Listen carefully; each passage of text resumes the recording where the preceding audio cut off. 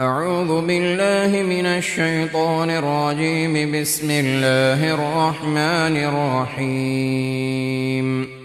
وإذا سمعوا ما أنزل إلى الرسول ترى أعينهم تفيض من الدمع مما عرفوا من الحق يقولون ربنا آمنا فاكتبنا مع الشاهدين. وما لنا لا نؤمن بالله وما جاءنا من الحق ونطمع أن يدخلنا ربنا مع القوم الصالحين. فأثابهم الله بما قالوا جنات تجري من تحتها الأنهار خالدين فيها وذلك جزاء المحسنين. والذين كفروا وكذبوا بآياتنا أولئك أصحاب الجحيم. يا أيها الذين آمنوا لا تحرموا طيبات ما أحل الله لكم ولا تعتدوا إن الله لا يحب المعتدين. فكلوا مما رزقكم الله حلالا طيبا واتقوا الله الذي أنتم به مؤمنون. لا يؤاخذكم الله باللغو في أيمانكم ولكن يؤاخذكم بما عقدتم الأيمان. فكفارته إطعام 10 مساكين من أوسط ما تطعمون أهليكم أو كسوتهم أو تحرير رقبة. فمن لم يجد فصيام 3 أيام ذلك كفارة أيمانكم إذا حلفتم واحفظوا أيمانكم كذلك يبين الله لكم آياته لعلكم تشكرون. يا أيها الذين آمنوا إنما الخمر والميسر والأنصاب والأزلام رجس من عمل الشيطان فاجتنبوه لعلكم تفلحون. إنما يريد الشيطان أن يوقع بينكم العداوة والبغضاء في الخمر والميسر ويصدكم عن ذكر الله وعن الصلاة فهل أنتم منتهون. وأطيعوا الله وأطيعوا الرسول واحذروا فإن توليتم فاعلموا أنما على رسولنا البلاغ المبين. ليس على الذين آمنوا وعملوا الصالحات جناح فيما طعموا إذا ما اتقوا وآمنوا وعملوا الصالحات ثم اتقوا وأحسنوا والله يحب المحسنين. يا أيها الذين آمنوا ليبلونكم الله بشيء من الصيد تناله أيديكم ورماحكم ليعلم الله من يخافه بالغيب فمن اعتدى بعد ذلك فله عذاب أليم. يا أيها الذين آمنوا لا تقتلوا الصيد وأنتم حرم ومن قتله منكم متعمدا فجزاء مثل ما قتل من النعم يحكم به ذوى عدل منكم هديا بالغ الكعبة أو كفارة طعام مساكين أو عدل ذلك صياما ليذوق وبال أمره عفى الله عما سلف ومن عاد فينتقم الله منه والله عزيز ذو انتقام. أحل لكم صيد البحر وطعامه متاعا لكم وللسيارة وحرم عليكم صيد البر ما دمتم حرما واتقوا الله الذي إليه تحشرون. جعل الله الكعبة البيت الحرام قياما للناس والشهر الحرام والهدي والقلائد ذلك لتعلموا أن الله يعلم ما في السماوات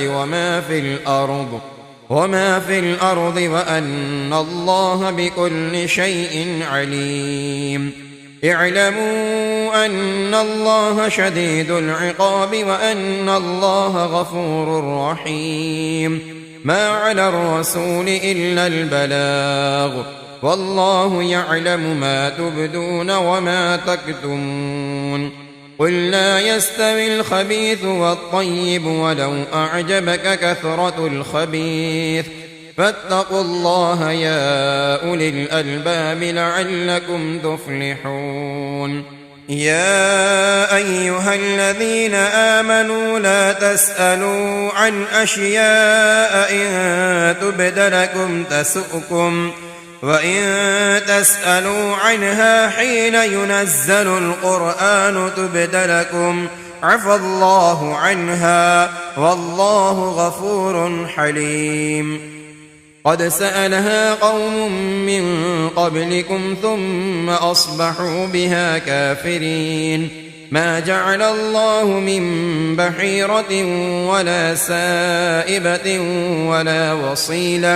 ولا وصيلة ولا حام ولكن الذين كفروا يفترون على الله الكذب وأكثرهم لا يعقلون وإذا قيل لهم تعالوا إلى ما أنزل الله وإلى الرسول قالوا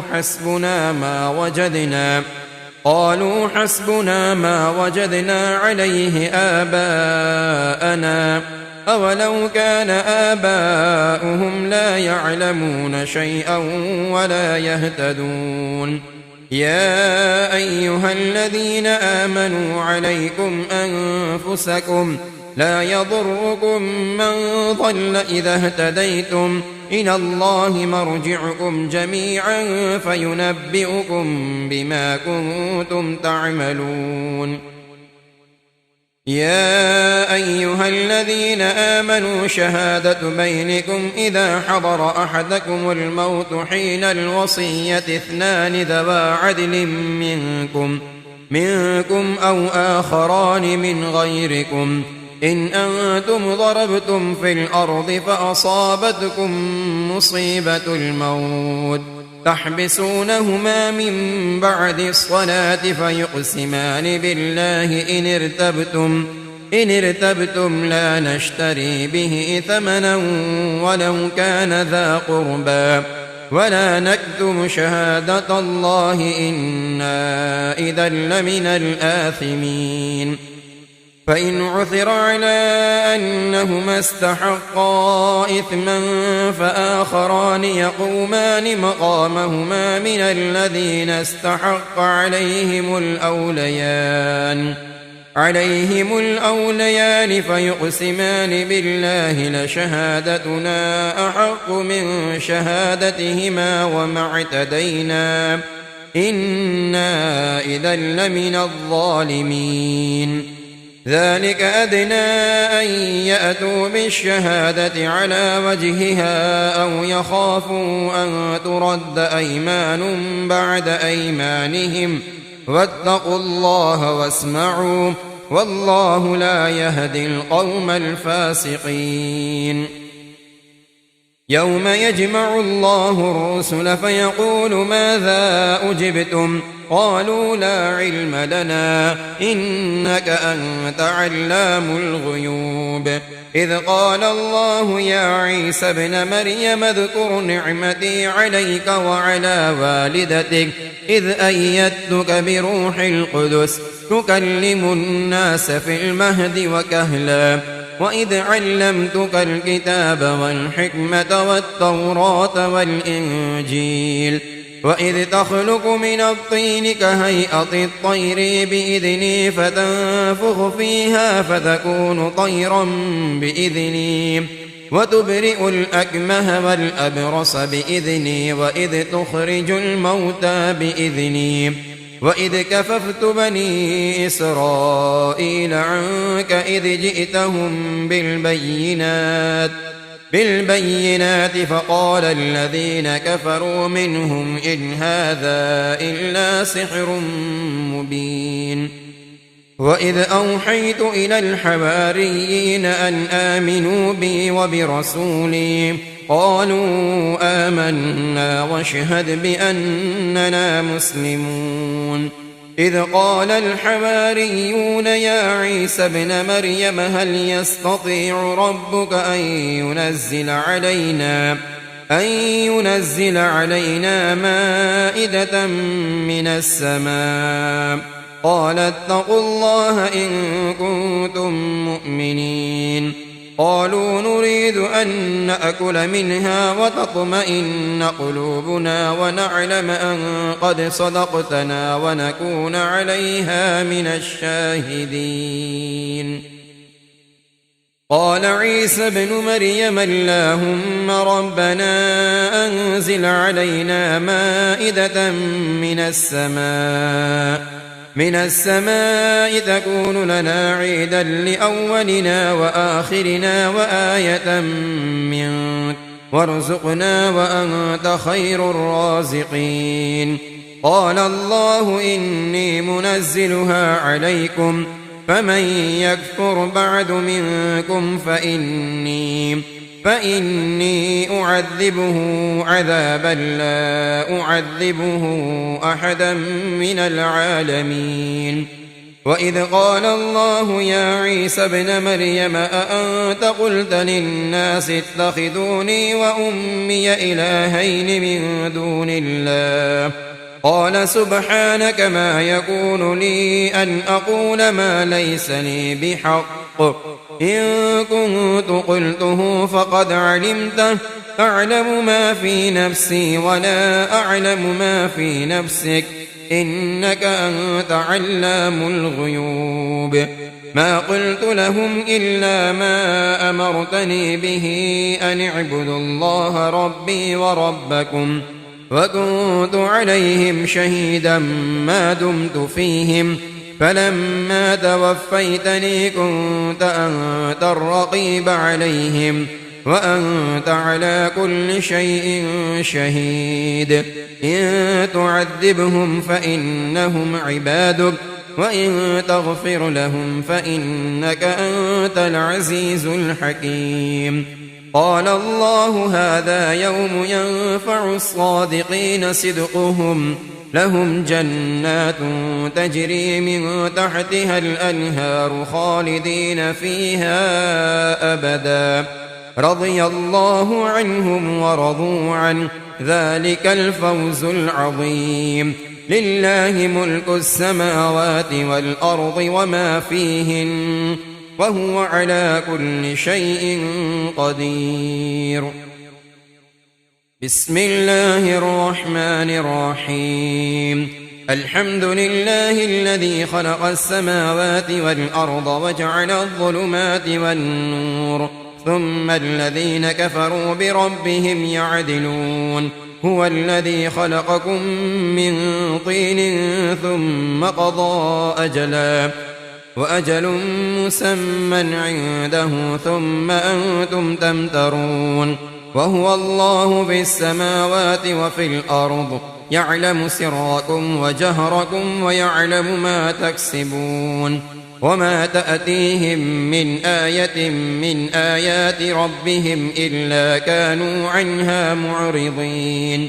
فقد كذبوا بالحق لما جاءهم فسوف يأتيهم أنباء ما كانوا به يستهزئون ألم يروا كم أهلكنا من قبلهم من قرن مكناهم في الأرض ما لم نمكن لكم وأرسلنا السماء عليهم مدرارا وجعلنا الأنهار تجري من تحتهم فأهلكناهم بذنوبهم وأنشأنا من بعدهم قرنا آخرين ولو نزلنا عليك كتابا في قرطاس فلمسوه بأيديهم لقال الذين كفروا إن هذا إلا سحر مبين. وقالوا لولا أنزل عليه ملك فلو أنزلنا ملكا لقضي الأمر ثم لا ينظرون. ولو جعلناه ملكا لجعلناه رجلا وللبسنا عليهم ما يلبسون. ولقد استهزئ برسل من قبلك فحاق بالذين سخروا منهم ما كانوا به يستهزئون. قل سيروا في الأرض ثم انظروا كيف كان عاقبة المكذبين. قل لمن ما في السماوات والأرض قل لله كتب على نفسه الرحمة ليجمعنكم إلى يوم القيامة لا ريب فيه. الذين خسروا أنفسهم فهم لا يؤمنون. وله ما سكن في الليل والنهار وهو السميع العليم. قل أغير الله أتخذ وليا فاطر السماوات والأرض وهو يطعم ولا يطعم. قل إني أمرت أن أكون أول من أسلم ولا تكونن من المشركين. قل إني أخاف إن عصيت ربي عذاب يوم عظيم. من يصرف عنه يومئذ فقد رحمه وذلك الفوز المبين. وإن يمسسك الله بضر فلا كاشف له إلا هو وإن يمسسك بخير فهو على كل شيء قدير وهو القاهر فوق عباده وهو الحكيم الخبير. قل أي شيء أكبر شهادة قل الله شهيد بيني وبينكم وأوحي إلي هذا القرآن لأنذركم به ومن بلغ أئنكم لتشهدون أن مع الله آلهة أخرى قل لا أشهد قل إنما هو إله واحد وإنني بريء مما تشركون. الذين آتيناهم الكتاب يعرفونه كما يعرفون أبناءهم الذين خسروا أنفسهم فهم لا يؤمنون. ومن أظلم ممن افترى على الله كذبا أو كذب بآياته إنه لا يفلح الظالمون.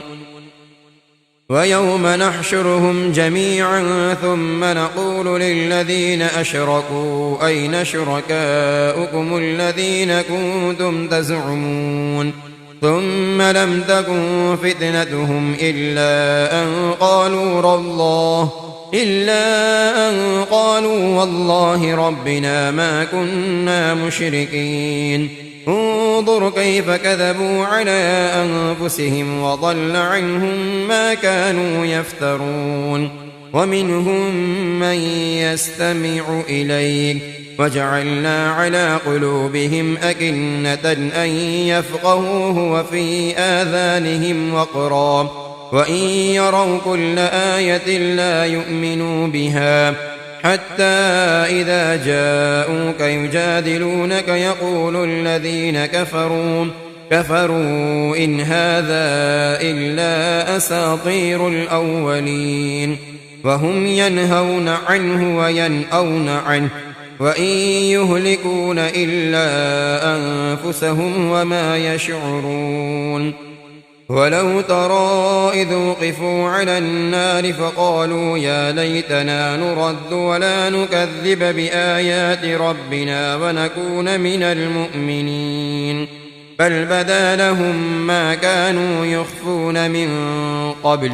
ولو ردوا لعادوا لما نهوا عنه وإنهم لكاذبون. وقالوا إن هي إلا حياتنا الدنيا وما نحن بمبعوثين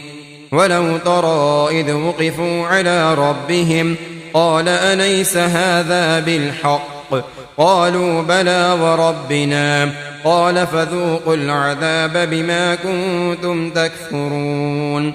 قد خسر الذين كذبوا بلقاء الله حتى إذا جاءتهم الساعة بغتة قالوا يا حسرتنا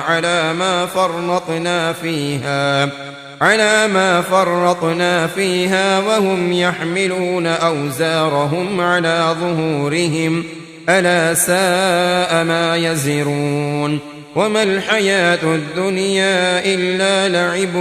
ولهو وللدار الآخرة خير للذين يتقون أفلا تعقلون قد نعلم إنه ليحزنك الذي يقولون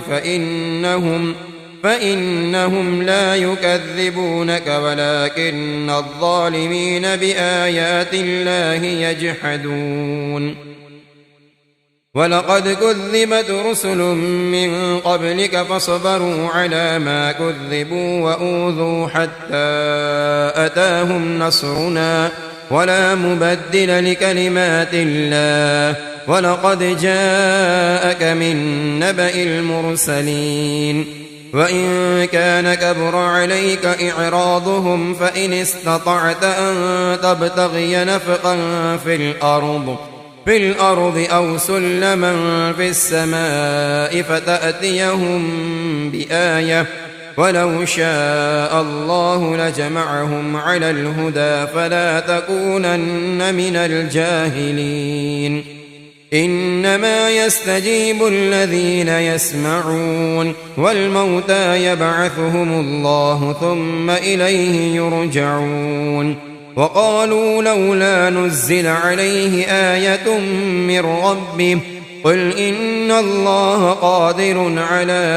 أن ينزل آية ولكن أكثرهم لا يعلمون وما من دابة في الأرض ولا طائر يطير بجناحيه إلا أمم أمثالكم ما فرطنا في الكتاب من شيء ثم إلى ربهم يحشرون والذين كذبوا بآياتنا صم وبكم في الظلمات من يشاء الله يضلله ومن يشاء يجعله على صراط مستقيم قل أرأيتكم إن أتاكم عذاب الله أو أتتكم الساعة أغير الله تدعون إن كنتم صادقين بل إياه تدعون فيكشف ما تدعون إليه إن شاء وتنسون ما تشركون ولقد أرسلنا إلى من قبلك فأخذناهم بالبأساء والضراء لعلهم يتضرعون فلولا إذ جاءهم بأسنا تضرعوا ولكن قست قلوبهم وزين لهم الشيطان ما كانوا يعملون فلما نسوا ما ذكروا به فتحنا عليهم أبواب كل شيء حتى إذا فرحوا بما أوتوا أخذناهم بغتة فإذا هم مبلسون فقطع دابر القوم الذين ظلموا والحمد لله رب العالمين قل أرأيتم إن أخذ الله سمعكم وأبصاركم وختم على قلوبكم من إله غير الله يأتيكم به انظر كيف نصرف الآيات ثم هم يصدفون قل أرأيتكم إن أتاكم عذاب الله بغتة أو جهرة هل يهلك إلا القوم الظالمون وما نرسل المرسلين إلا مبشرين ومنذرين فمن آمن وأصلح فلا خوف عليهم ولا هم يحزنون والذين كذبوا بآياتنا يمسهم العذاب بما كانوا يفسقون قل لا أقول لكم عندي خزائن الله ولا أعلم الغيب ولا أقول لكم إني ملك إن أتبع إلا ما يوحى إلي قل هل يستوي الأعمى والبصير أفلا تتفكرون وأنذر به الذين يخافون أن يحشروا إلى ربهم ليس لهم من دونه ولي ولا شفيع لعلهم يتقون ولا تطرد الذين يدعون ربهم بالغداة والعشي يريدون وجهه ما عليك من حسابهم من شيء وما من حسابك عليهم من شيء فتطردهم فتكون من الظالمين وكذلك فتنا بعضهم ببعض ليقولوا أهؤلاء من الله عليهم من بيننا أليس الله بأعلم بالشاكرين وإذا جاءك الذين يؤمنون بآياتنا فقل سلام عليكم كتب ربكم على نفسه الرحمة أنه من عمل منكم سوءا بجهالة ثم تاب من بعده وأصلح فأنه غفور رحيم وكذلك نفصل الآيات ولتستبين سبيل المجرمين قل إني نهيت أن أعبد الذين تدعون من دون الله قل لا أتبع أهواءكم قد ضللت إذا وما أنا من المهتدين قل إني على بينة من ربي وكذبتم به ما عندي ما تستعجلون به إن الحكم إلا لله يقص الحق وهو خير الفاصلين قل لو أن عندي ما تستعجلون به لقضي الأمر بيني وبينكم والله أعلم بالظالمين وعنده مفاتح الغيب لا يعلمها إلا هو ويعلم ما في البر والبحر وما تسقط من ورقة إلا يعلمها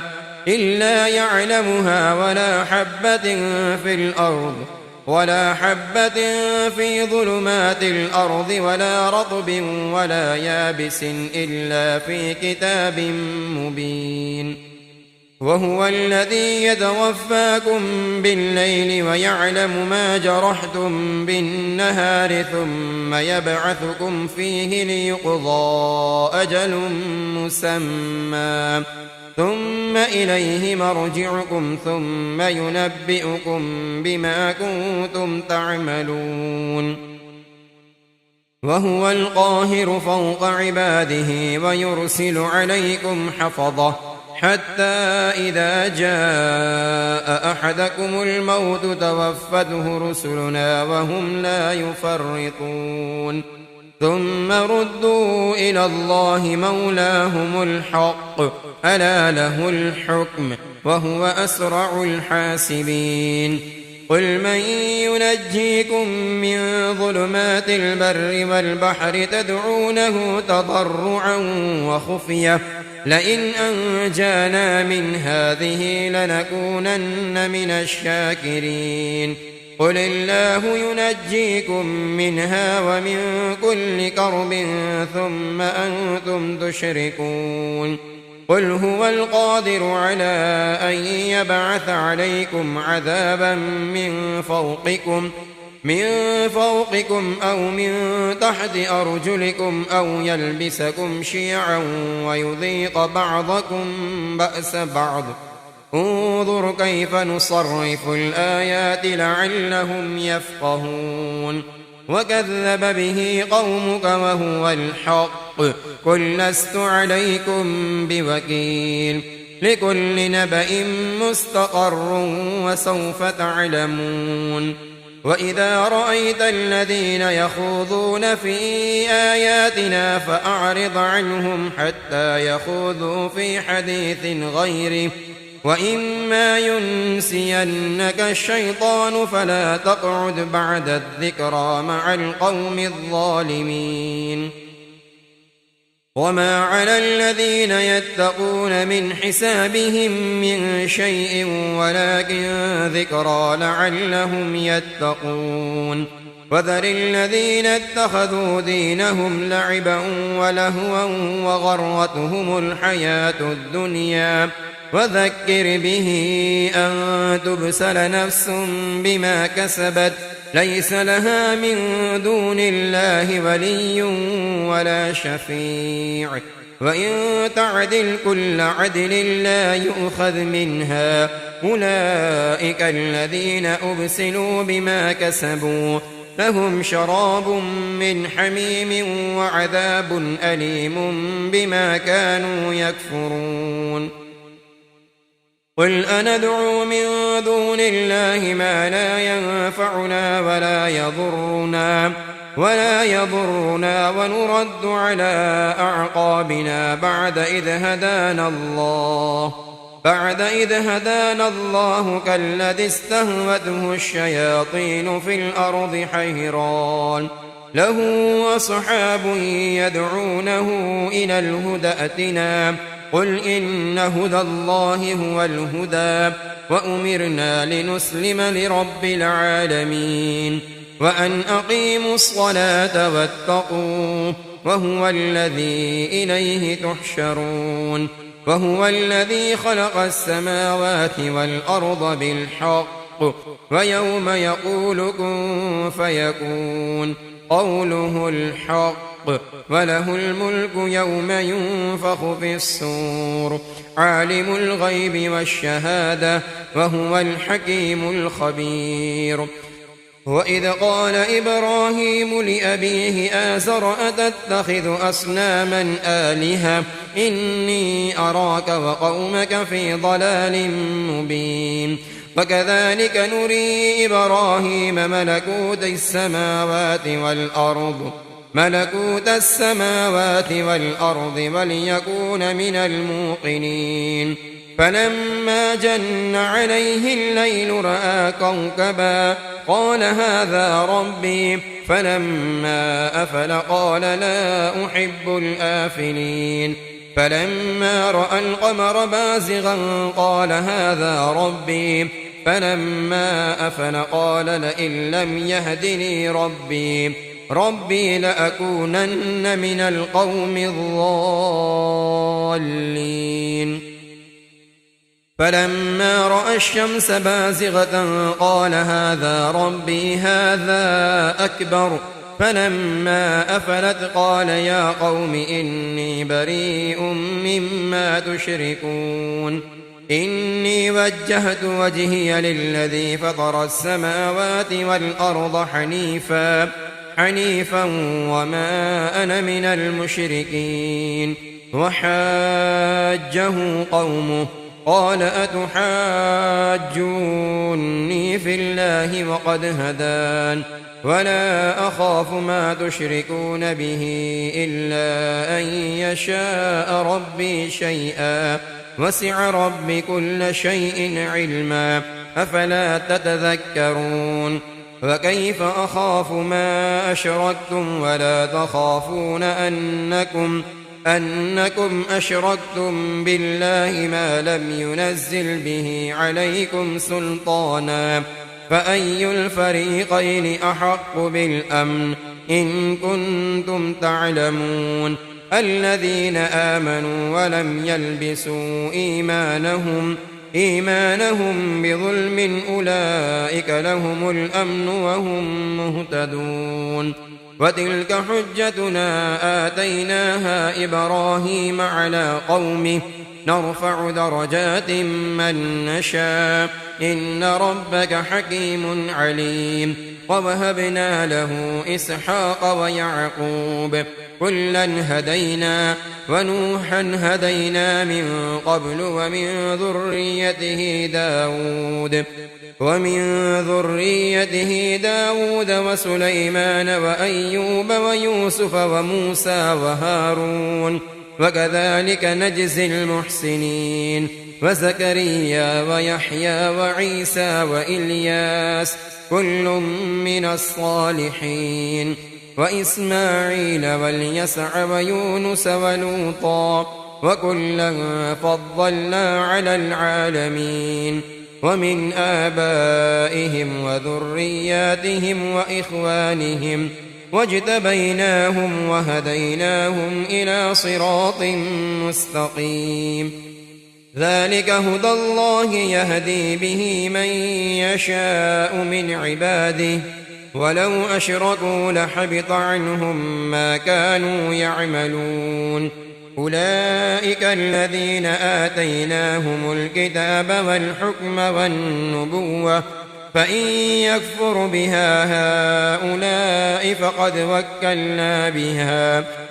وكلنا بها قوما ليسوا بها بكافرين أولئك الذين هدى الله فبهداه مقتده قل لا أسألكم عليه أجرا إن هو إلا ذكرى للعالمين وما قدروا الله حق قدره إذ قالوا ما أنزل الله على بشر من شيء قل من أنزل الكتاب الذي جاء به موسى نورا وهدى للناس تجعلونه قراطيس تبدونها وتخفون كثيرا وعلمتم ما لم تعلموا أنتم ولا آباؤكم قل الله ثم ذرهم في خوضهم يلعبون وهذا كتاب أنزلناه مبارك مصدق الذي بين يديه ولتنذر أم القرى ومن حولها والذين يؤمنون بالآخرة يؤمنون به وهم على صلاتهم يحافظون ومن أظلم ممن افترى على الله كذبا أو قال أوحي إلي ولم يوح إليه شيء ومن قال سأنزل مثل ما أنزل الله ولو ترى إذ الظالمون في غمرات الموت والملائكة باسطوا أيديهم أخرجوا أنفسكم اليوم تجزون عذاب الهون بما كنتم تقولون على الله غير الحق وكنتم عن آياته تستكبرون ولقد جئتمونا فرادا كما خلقناكم أول مرة وتركتم ما خولناكم وراء ظهوركم وما نرى معكم شفعاءكم الذين زعمتم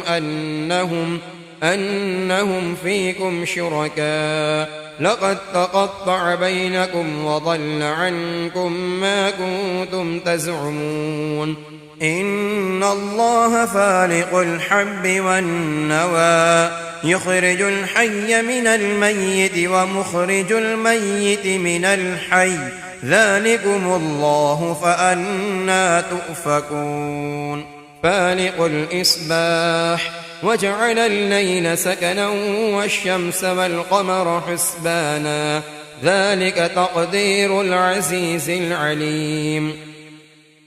وهو الذي جعل لكم النجوم لتهتدوا بها في ظلمات البر والبحر قد فصلنا الآيات لقوم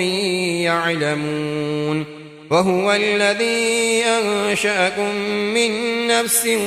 واحدة فمستقر ومستودع قد فصلنا الآيات لقوم يفقهون وهو الذي أنزل من السماء ماء فأخرجنا به نبات كل شيء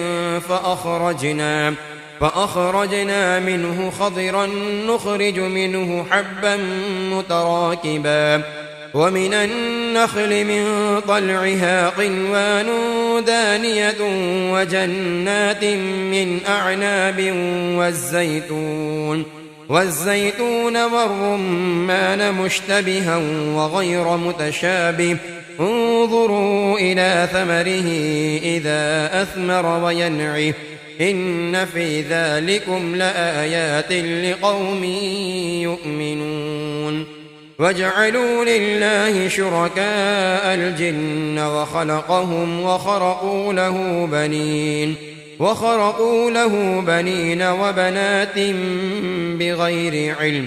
سبحانه وتعالى عما يصفون بديع السماوات والأرض أنى يكون له ولد ولم تكن له صاحبة وخلق كل شيء وهو بكل شيء عليم ذلكم الله ربكم لا إله إلا هو خالق كل شيء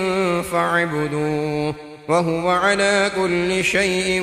وكيل لا تدركه الأبصار وهو يدرك الأبصار وهو اللطيف الخبير قد جاءكم بصائر من ربكم فمن أبصر فلنفسه ومن عمي فعليها وما أنا عليكم بحفيظ وكذلك نصرف الآيات وليقولوا درست ولنبينه لقوم يعلمون اتبع ما أوحي إليك من ربك لا إله إلا هو وأعرض عن المشركين ولو شاء الله ما أشركوا وما جعلناك عليهم حفيظا وما أنت عليهم بوكيل ولا تسبوا الذين يدعون من دون الله فيسبوا الله عدوا بغير علم كذلك زينا لكل أمة عملهم ثم إلى ربهم مرجعهم فينبئهم بما كانوا يعملون وأقسموا بالله جهد أيمانهم لئن جاءتهم آية ليؤمنن بها قل إنما الآيات عند الله وما يشعركم أنها إذا جاءت لا يؤمنون ونقلب أفئدتهم وأبصارهم كما لم يؤمنوا به أول مرة ونذرهم في طغيانهم يعمهون